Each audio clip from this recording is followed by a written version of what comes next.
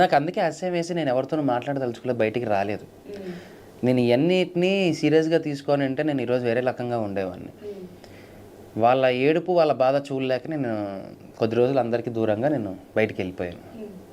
But ఇప్పుడు okay, మళ్ళీ ఇంక నుంచి అలాంటివి పెట్టదలుచుకుంటే దయచేసి మీ ఇంట్లో కూడా ఆడవాళ్ళు ఉన్నారు, ఒకసారి వాళ్ళకి చూపించి బాగుంది అనుకుంటే మాకు పెట్టండి. అంతేగా. యాక్చువల్గా యాజ్ ఎ ఫ్రెండ్గా ఒక 10 years నుంచి నువ్వు నాకు తెలుసు, నీకున్న షార్ట్ టెంపర్, ఫటాఫట కార్లు దిగి కొట్టేయడం, ఏదన్నా ఇమీడియట్ రియాక్ట్ అవుతావు. అమర్ అంటే షార్ట్ టెంపర్, వాడికి ఆ మినిట్ కోపం వచ్చేస్తుంది అని చెప్పి. బట్ ఇంత చూసిన తర్వాత బయటకు వచ్చాక అసలు నువ్వు ఎక్కడ కానీ ఒక ఇంటర్వ్యూలో కానీ బయట కనిపించడము, కమెంట్స్, ఇన్ని ప్రాబ్లమ్స్ ఫేస్ చేసావు వచ్చిన తర్వాత, దేని గురించి నువ్వు అసలు నెగిటివ్ కమెంటే చేయలేదు. అంత పాజిటివిటీ రావడానికి అసలు రీజన్ ఏంటి? నాకున్న పాజిటివ్ ఫ్యాన్స్, నాకున్న పాజిటివిటీగా మాట్లాడే వ్యక్తులు, ఇంతమందిని చూసిన తర్వాత అభిమానుల్లో సరే 190 మంది తిట్టుకొని 10 మంది నా గురించి మంచిగా మాట్లాడుతున్నారు, 10 మంది నేను నచ్చాను, హ్యాపీ, చాలా సంతోషం. ఆ 10 కాస్త 10 × 10 యాడ్ అవుతూ పోతుంది తప్ప ఎప్పుడు మైనస్ అవ్వదు. సో నేను బాధపడిందల్లా మా అమ్మకి, తేజుకి, నా అనే ఫ్రెండ్స్కి, నీతో కలిపి అసభ్యకరమైన మెసేజ్లు పెట్టారు. ఆర్యనకేం తక్కువ పెట్టారా అన్నీ చూసి అదే చెప్తున్నాను కదా. ఈసారి ఇలాంటివి పెట్టేటప్పుడు మీ ఇంట్లో లేడీస్కి చూపించండి, ఇది బాగుందా, ఇలాంటి మెసేజ్ పెట్టచ్చా అని అడిగి పెట్టండి, తప్పులేదు. కొంతమంది అమ్మాయిలు కూడా పెడుతున్నారు అలాంటివి. నాకు డైరెక్ట్గా పెట్టారు కాబట్టి అవి ఎక్స్పీరియన్స్డ్ నీ విషయంలో. నేను అదే అనుకున్నాను, ఓకే మీరు అభిమానించే వాళ్ళు గొప్ప అయితే నన్ను అభిమానించే వాళ్ళు నాకు గొప్ప.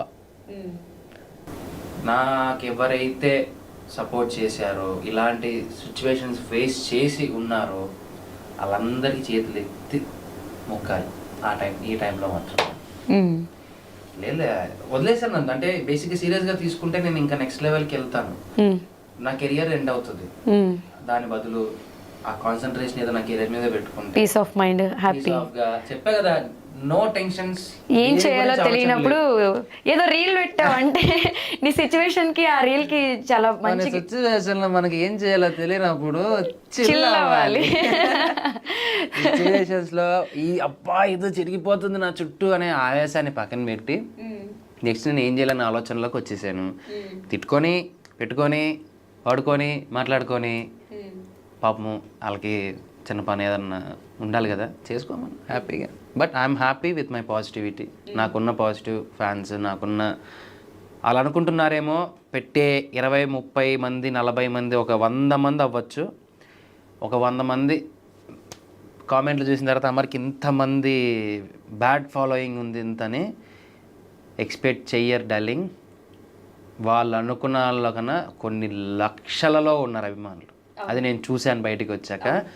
పెట్టే 400, 500 కామెంట్లు, 500 మందిని తీసి పక్కన పెడితే 1,90,000 కన్నా పైగా ఇంకా కోట్ల మందిలో ఉన్నారు. నిజంగా అది నేను చూశాను, కొన్ని లక్షల్లో ఉన్నారు.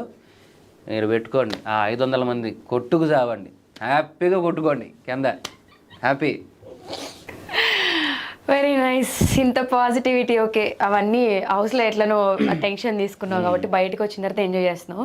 అసలు నువ్వు హౌస్లోకి వెళ్ళే ముందు కూడా అమర్ వెళ్తున్నాడు అంటే 100% వీడు కప్పు తీసుకొస్తాడు అనే ఫీల్లో ఫ్రెండ్స్ ఉన్నారు, నువ్వు ఉన్నావు, ఫ్యామిలీ మెంబర్స్ కూడా అదే ఎక్స్పెక్ట్ చేస్తారు. సో నీకు ఫ్రెండ్స్ ఎవరున్నారు? రవి ఉన్నాడు, నరేష్. వాళ్ళ గురించి కాదు, ఫస్ట్ 5 వారాల వరకు ఎవరున్నారో 5 వారాల్లో నాకు తెలిసి ఎవరున్నారో వాళ్ళే నా ఫ్రెండ్స్. ఈ రోజు నేను చెప్తున్నాను కదా, మీ అంటే ఓకే, నేను ఒక క్వశ్చన్ అడుగుతాను. నువ్వు బేబీ హౌస్కి వెళ్తావు అనేది 6 months బిఫోరే అందరికీ తెలుసు. సో తెలిసినప్పుడు అందరూ ఏదైతే సపోర్ట్ చేస్తామో సూపర్ తోప్ అని నీకు చెప్పారో, నువ్వు హౌస్లోకి వెళ్ళిన తర్వాత 5 weeksలో ఏదైతే నెగిటివిటీ క్రియేట్ అయిందో, ట్రిప్స్కి వెళ్ళారు, టూర్స్కి వెళ్ళారు, వాళ్ళు హ్యాపీగా ఎంజాయ్ చేశారు, ఏ చిన్న విషయంలో నీకు సపోర్ట్ చేయలేదు.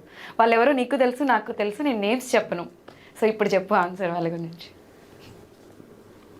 ఇప్పుడు వాడు నా ప్రాణం, వాడు నా బంధం, వాడు నా మట్టిగడ్డ, ఉల్లిగడ్డ, ఇన్ని మాటల్లో చెప్పేది వేరు, చేతుల్లో చూపించేది వేరు. వెళ్ళారుగా ట్రిప్పులు, టూర్లు, సరదాగా అందరూ హ్యాపీలు కిట్టీలు తిరిగారు, అన్నీ చేశారు, హ్యాపీగా చేయని. మళ్ళీ దానికి బదులు మళ్ళీ కొటేషన్లు కూడా మళ్ళీ don't look at back, don't see back. ఈ దిక్కుమాలిన కొటేషన్లు అన్నీ ఇన్ని మాట్లాడి నువ్వు బాగుండాలి, నువ్వు బాగుండేదే మాకు కావాలి, నువ్వు సంతోషంగా ఉండాలి, నీ ఎదుగుదల మాకు కావాలి అనే వాళ్ళకి ఏమైంది ఆ ఫస్ట్ 5 వీక్స్? ఏం పీకారు మీరు? నా ఫ్రెండ్స్ నేను అడుగుతున్నాను, నానే వాళ్ళని అడుగుతున్నాను, మీరు నువ్వేం చేసావు? ఒక్కరు ముందుకు రాలేదు నందు. నాకు ఎంత బాధ అనిపించాలి తెలుసా? ఎందుకు ఒక్కరా? ఓకే నాన్న వాళ్ళు వచ్చారు ఉన్నారు, అరే నువ్వు నా వాడివి, నువ్వు నా దానివి, కనీసం అమ్మకి ఇట్లా జరిగింది బయటకు వచ్చి మాట్లాడదామని వాళ్ళకే లేదు. అంటే వాళ్ళకి భయపడినారు లిటరల్లీ. వాళ్ళని ఎక్కడ ట్రోల్ చేసేస్తారో, వాళ్ళని ఎక్కడ లేపేస్తారో అది ఇదని. 5 వారాలప్పుడు ఏం చేసావు?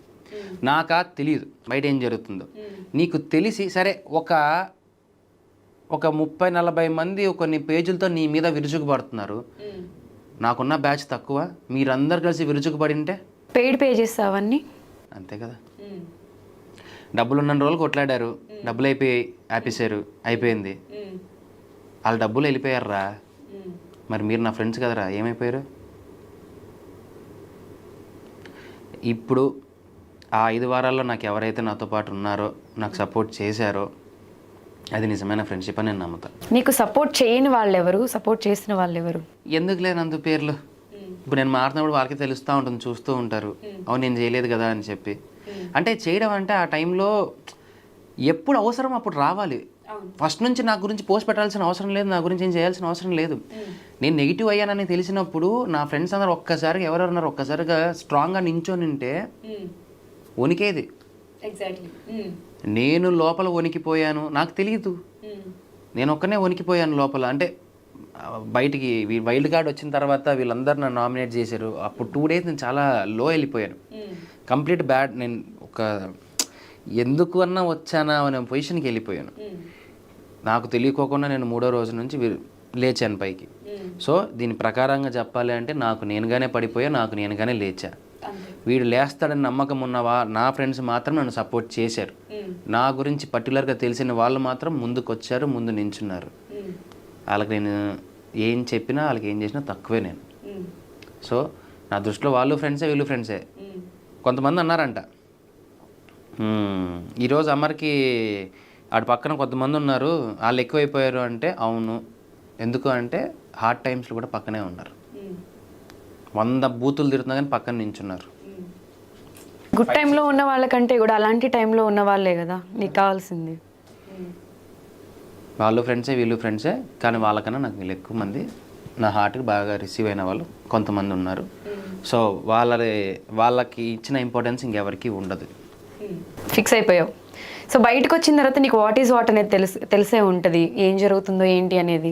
సో బయటకు వచ్చిన తర్వాత గుడ్ టైంలో నీతో ఇప్పుడు నువ్వు ఎక్స్పెక్ట్ చేసిన వాళ్ళు నీ లిస్ట్లో ఉన్నారా? అంటే ఫ్యూ పీపుల్ ఎవరినైనా మెన్షన్ చేస్తావా? గుడ్ టైంలో ఇప్పుడు బయటకు వచ్చావు, బయటకు వచ్చిన తర్వాత నీకు హౌస్లో ఉన్నప్పుడు బయట నీకు ఎవరు సపోర్ట్ చేశారు? నీ క్లోజ్ ఫ్రెండ్స్ కొంతమంది నీకు ప్రాణాలు ఇచ్చేవాళ్ళు ఉన్నారు, ఏడ్చేవాళ్ళు కూడా ఉన్నారు.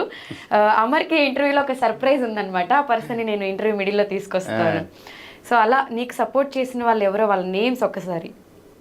లక్షణంగా రవి బావ గారు, ఆర్యానా, నువ్వు, నరేష్, సో తేజు, మహేష్ బాబు మనోడు. సో దర్ ఇంకా ఫ్యూ పీపుల్, వీళ్ళందరూ స్ట్రాంగ్గా నించున్నారు. వాళ్ళు ఎంత స్ట్రాంగ్గా నించున్నారు అంటే ఇంతే, మేము ఇదే అని నించున్నారు. అండ్ విష్ణు అక్క కానీ, నిఖిల్, భవిష్య, వీళ్ళు obviously there are few people, చాలామంది ఉన్నారు. ఒక 20 వరకు ఉన్నారు. గుడ్. నేను ఎక్స్పెక్ట్ చేసిన ఒక 100 మంది లిస్ట్లో 20 మందే ముందున్నారు. Yeah, I'm happy. వాళ్ళు ఉన్నారు కదా చాలు. నా అనేవాళ్ళు, నేను ఇష్టపడిన వాళ్ళు, వాళ్ళని ఒక గొప్పగా చూసిన స్థాయిలో పెట్టుకున్న వాళ్ళు కూడా చెప్పా కదా, ట్రిప్పులు, ఎంజాయ్మెంట్లు, ఆడసేస్తే నాకెందుకని దొబ్బి తాగుతూ హ్యాపీగా ఎంజాయ్ చేస్తున్నాను. Let them be happy, I will show my happy. అంతే. సో కప్పు తీసుకొస్తా అనేదైతే నీ మైండ్లో 100% ఉంది, డే 1 నుంచి ఉంది. సో లాస్ట్ టైంలో అది మిస్ అయినప్పుడు నువ్వు ఎలా ఫీల్ అయ్యావు? అంటే ఒట్టి చేతులతో రావడం నీకు ఎలా అనిపించింది? నేను ఒట్టి చేతులతో ఎక్కడ వచ్చాను నందు? రవితేజ గారి సినిమా ఇచ్చారు కదా, that is a cup for me. ఈ కప్ నేనేం చేసుకుంటాను? నేను ఆ రోజు చెప్పాను, ఈ రోజు కూడా చెప్తున్నాను, దీనికి ఒకటే సమాధానం. అక్కడ ఉండి కప్పు కావాలా ఆయన కావాలా అంటే కప్పు నా పక్కన ఉన్నోడికి ఇచ్చేసి నేను ఆయనతో వెళ్ళిపోతాను. ఇది ఎప్పటికైనా ఇదే. డబ్బులు ఇచ్చినా ఇచ్చేస్తాను, ఏమున్నా ఆన్ స్పాట్లో ఇచ్చేసి వెళ్ళిపోతాను. నాకు కావాల్సింది, నేను వచ్చిండేది ఒక సినిమా, ఒక రికగ్నైజేషన్, ఆ లెవెల్కి పోవాలి, చెయ్యాలి, ఉండాలి అనేది నా మెయిన్ అజెండా. దానికోసమే వెళ్ళాను, అదే నేను సాధించుకొని వచ్చాను. No regrets. ఓకే, కప్పు రాకపోయినా నాకు పర్లా, నేనేంటనేది తెలిసింది కదా, నేనేంటనేది నేను తెలుసుకున్నాను కదా, నేనేంటనేది తెలుసుకుంటారు కదా. అమర్ టైటిల్ తీసుకురాకపోయినా కూడా అందరి హార్ట్స్ని గెలుచుకొని విన్నర్ అయ్యాడు. అమర్ విన్నరే అని చెప్పి నీ ఫ్యాన్స్ అందరూ ఆ రోజు నువ్వు బయటకు వచ్చిన తర్వాత మాట్లాడడం నేను విన్నాను. సో నువ్వు కప్పు ఒకటే తక్కువ తప్ప నువ్వు విన్నర్ అనే ఫీల్లోనే అందరూ ఉన్నారు. తేజ గారు అంటే నీకు ఒక పిచ్చి. సో ఆయన మూవీలో ఆఫర్ వచ్చింది. సో అమర్ ఎప్పుడు ఆ మూవీలో కనిపించబోతున్నాడు అంటే ఏం చెప్తావు? తొందరలో బేసిక్గా టాక్స్ ఉన్నాయి, బట్ ఇంకా ఎప్పుడు ఏంటనేది నాకు తెలీదు క్లారిటీగా. సో వస్తుంది, చూద్దాం, వెయిట్ చేయాలి కదా, మంచి అవకాశం కోసం వెయిట్ చేస్తున్నాను అంతే. So after Bigg Boss, before Bigg Boss difference ఏమైనా అనిపించిందా ఎవరికి? నీకే అంటే ఆఫ్టర్ బిగ్ బాస్ చాలా రియలైజేషన్స్ వచ్చింటాయి. బిఫోర్ బిగ్ బాస్ నువ్వు ఎక్స్పెక్ట్ చేసింది వర్షన్ వేరు. So after Bigg Boss, before Bigg Boss నీకు ఈ రేంజ్లో ఎక్స్పెక్ట్ చేయలేదు నేను. ఈ రకంగా నన్ను పైకి తీసుకొస్తారు, అది ఎనీవే ట్రోలింగ్స్ అయినా ఏదైనా సరే ఇంత పైకి వస్తాను, అందరికన్నా పై స్థాయిలో ఉంచుతారని ఎప్పుడు ఎక్స్పెక్ట్ చేయలేదు. ఉంచారు, చాలు. అంటే ఎక్స్పెక్ట్ చేసావా? అక్కడ ఉన్న వాళ్ళందరికంటే కూడా హౌస్లో ఉన్న వాళ్ళల్లో నీకు ఎక్కువ ఫేమ్ ఉంది. సో అది ఎలా అయిపోయింది అంటే అమర్కి ఇంతమంది ఫ్యాన్ బేస్ ఫాలోయింగ్ ఉంది, అమర్ చాలా టఫ్ క్యాండిడేట్, ఈ మనిషిని ఎట్లయినా డౌన్ చేయాలి అని కూడా హౌస్లో స్కెచ్లు వేసుకున్నారు కొన్ని సిచ్యువేషన్స్లో. చూసాను, నా విజువల్ ట్రీట్స్లో చూసాను, అన్నీ చూసావు. సో అంటే నువ్వు నిన్ను ఎదుర్కోవడానికి వాళ్ళకి టఫ్ అనిపించి కొంచెం నిన్ను నెగిటివ్ చేశారా? నేమ్స్ ఏం మెన్షన్ చేయొద్దు, అంటే చేసే ఉంటారు నందు. లోపలైతే నేను చాలా నెగిటివిటీ అయితే నేను ఫేస్ చేశాను, చూశాను, బట్ అన్నిటినీ భరించాను, తెగించాను. ఒక్కటి తెగించి నించున్న విషయం ఒకటే, ఐదర్ బ్యాడ్ ఆర్ గుడ్, ఏదో మీద నించోవాలి. వీళ్ళందరిలో చాలామంది మంచిగా ఉండాలని ప్రూవ్ చేసుకుంటున్నారు కదా, నాకు వద్దు ఆ మంచి, నేను చెడుగానే ఉంటాను. I want be A bad boy. అయితే ఏంటి, అక్కడే నించుంటా స్టాండ్. ఓకే, నేను బ్యాడ్ బాయ్నే, నేను చెడ్డవాడినే, నేను అక్కడే నించుంటాను. అంటే అమర్ చాలా స్ట్రాంగ్ ప్లేయరు, వీడు డాన్స్ బాగా చేస్తాడు, గేమ్స్ బాగా ఆడతాడు, సో ఫ్యాన్స్ బాగున్నారు, వీడు స్ట్రాంగ్ ప్లేయర్ కాబట్టి వీడిని డౌన్ చేయాలి అనుకున్న వాళ్ళు కొంతమంది ఉన్నారు హౌస్లో. సో అప్పుడు నీకు ఏమనిపించింది? అంటే నిన్ను డౌన్ చేయడానికి వాంటెడ్గా నిన్ను టార్గెట్ చేశారు కొంతమంది అనేది కూడా కొన్ని సిచ్యువేషన్స్లో బయటకు వచ్చాక చూసుకునే ఉంటావు. ఏంటి నందు, ఇన్ని సంవత్సరాలు చూసావు, ఒకటి తొక్కితే నేను తొక్కించుకుంటానా చెప్పు? ఎలా రావాలో అలా వస్తాను పైకి, ఎలా ఇవ్వాలో అలా ఇస్తాను మెల్లగా. నేను నమ్ముకుంది ఎప్పుడు నా ఎంటర్టైన్మెంట్ని, నన్ను కాపాడింది నా ఎంటర్టైన్మెంటే. అంటే బాల్ని ఎంత స్పీడ్గా కిందకేసి కొడతామో అంతే స్పీడ్గా పైకి వస్తుంది అన్నట్టు. ఫస్ట్ 5 weeks ఏదైందో తిప్పి కొడితే మొత్తం గేమ్ రివర్స్ అయిపోయింది. అంటే ఫస్ట్లో ఉండేది కొంచెం వెయిట్ అయిన బాల్, తర్వాత రేడియం బాల్ కదా, కొడితే అటు ఇటు తిరుగుతూనే ఉంది, బాగా తిరుగుతూనే ఉంది. స్టిల్ ఇప్పటికీ తిరుగుతుందా? తిరుగుతా ఉంటుంది అదంతే అలాగా. ఓకే, సో అమర్కి చాలా మంది అభిమానులు ఉన్నారు. సో స్టార్టింగ్లో నిన్ను అభిమానులు కూడా అమర్ ఏంటి ఇలా ఆడుతున్నారని ట్రోల్ చేశారు, ఫీల్ అయ్యారు, తర్వాత సపోర్ట్ చేశారు. సో ఆ పాజిటివిటీ, ఆ నెగిటివిటీ బయటకు వచ్చిన తర్వాత అసలు నువ్వు ఎలా రియాక్ట్ అయ్యావు? అంటే ఇప్పుడు ఆల్ సెట్టా బయట? ఫస్ట్ నుంచి పాజిటివిటీగా ఉండి పాజిటివ్ అయితే వెరీ గుడ్, కానీ ఏముంది అందులో, నేను బయటకు వచ్చా చెప్తున్నాను, లోపల ఉన్న పర్సన్ నాకు తెలియదు కదా. పాజిటివ్గానే ఉండి శాంతం, ప్రశాంతం, గౌతమ్ బుద్ధుడు, వీళ్ళు పెద్ద ఇది, ఎంత మంచోడు. ఈ జనరల్గా మనం ప్రతి ఒక్కరిని అంటే ప్రతి ఒక్కసారి మనం వింటూనే ఉంటాము. ఏ దరిద్రంలో నెగిటివిటీ అయ్యి ఎంత వరస్ట్గా నన్ను కిందికి తొక్కి అక్కడి నుంచి నేను మళ్ళీ పాజిటివ్గా మారాను అంటే రియల్లీ నేను కొన్ని వీడియోస్ అన్నీ చూసిన తర్వాత ఇది కదా విన్నింగ్ అంటే అనిపించిందా? సపోర్ట్ చేయని కొంతమంది తిట్టారు చూసావా, నా ఫ్యాన్స్ ఎవరైతే తిట్టారో కొంతమంది, వాళ్ళు తిరిగి పోస్ట్ చేసినవి కూడా నేను చూశాను. నువ్వు నమ్ముతావో నమ్మవో, దాదాపు ఒక 2-3 వేల వీడియోలు చూసింటా నేను. ఎపిసోడ్స్ కాదు, వీడియోస్ చూసేది. అందులో తెలిసిపోయింది నాకు నేనేంటి అనేది.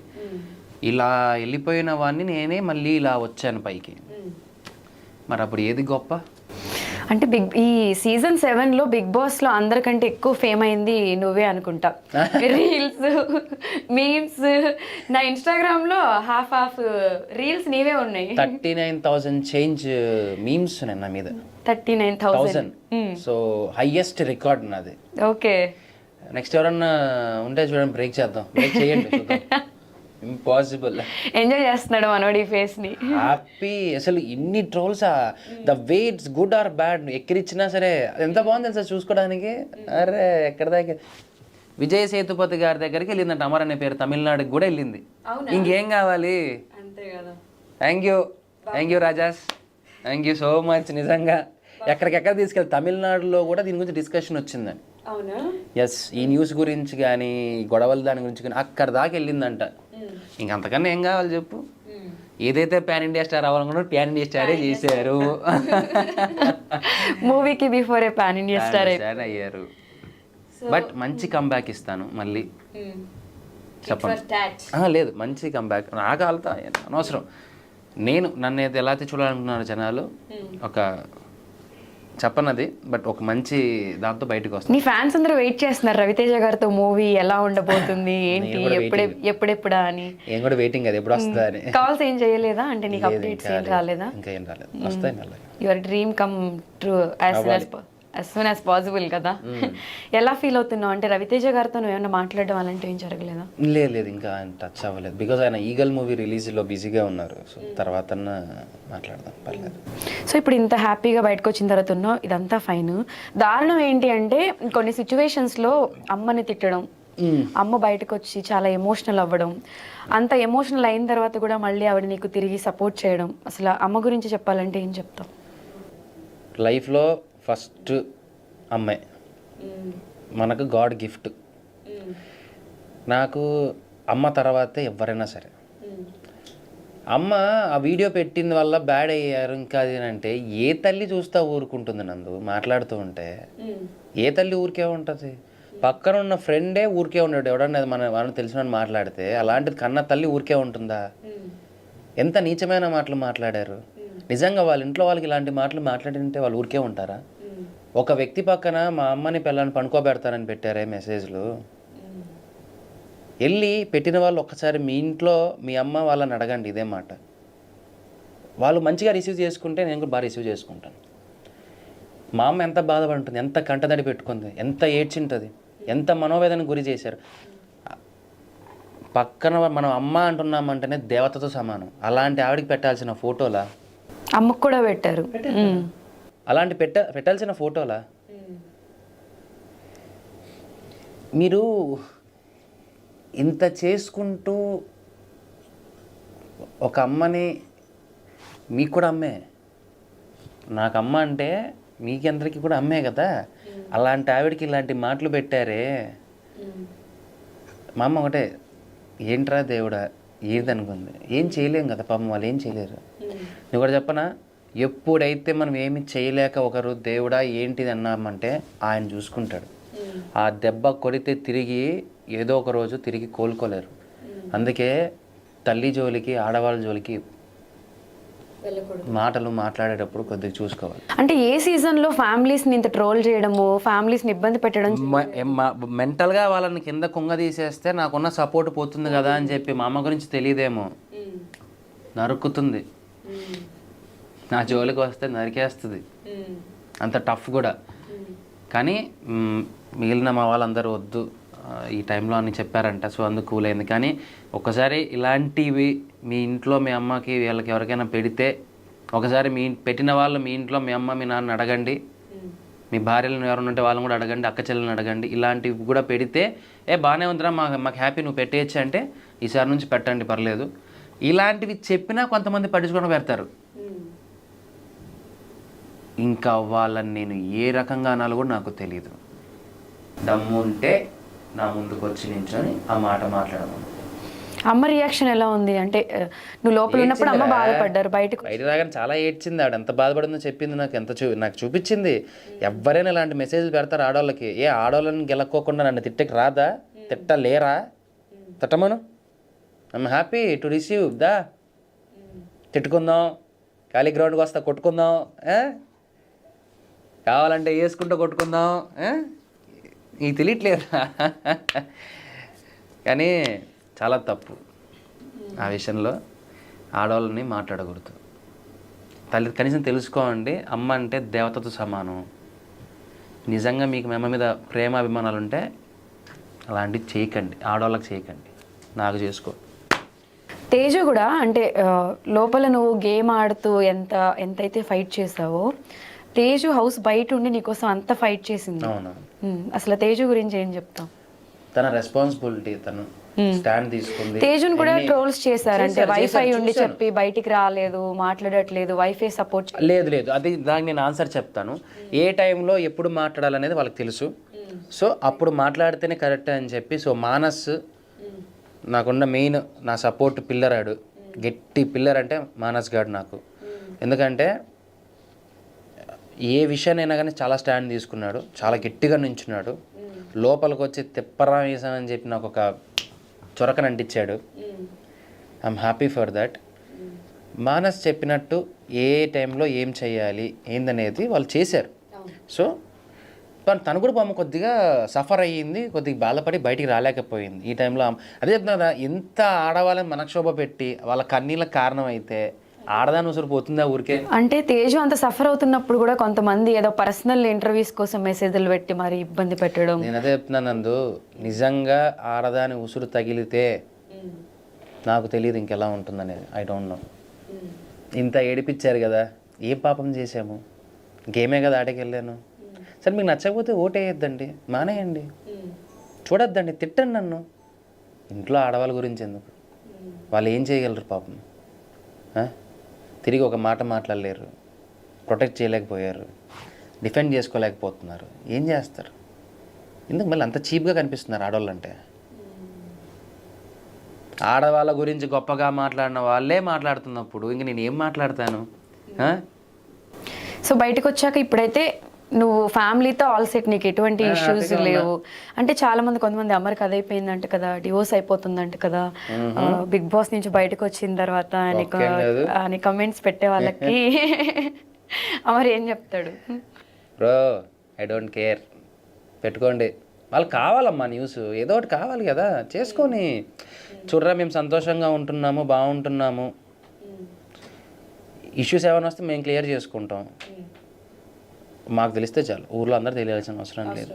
నేను జనం కోసం ఎవరో కామెంట్లు పెడితే ఆ పెట్టే కామెంట్స్ ఎవరుతున్నారా జనాలు, కొంతమంది కామెంట్స్ పెడుతుంటారు చూసావా, వాళ్ళ కోసం నేను బతకట్లేదు, నా కోసం నేను బతుకుతున్నాను. I'm happy. బీబీ హౌస్లో నీకున్న ఫ్రెండ్స్లో ది బెస్ట్ ఫ్రెండ్ అండ్ నీకు బాగా సపోర్ట్ చేసిన ఒక పర్సన్ గురించి చెప్పమంటే ఎవరి పేరు చెప్తావు? నాకు బాగా సపోర్ట్ చేసింది అయితే శోభ. ఆమె స్టాండ్ ప్రతి దాంట్లో నించుంది, ప్రతి పక్కన నించుంది. ప్రియాంక కూడా చాలాసార్లు స్టాండ్ తీసుకుంది ఉంది.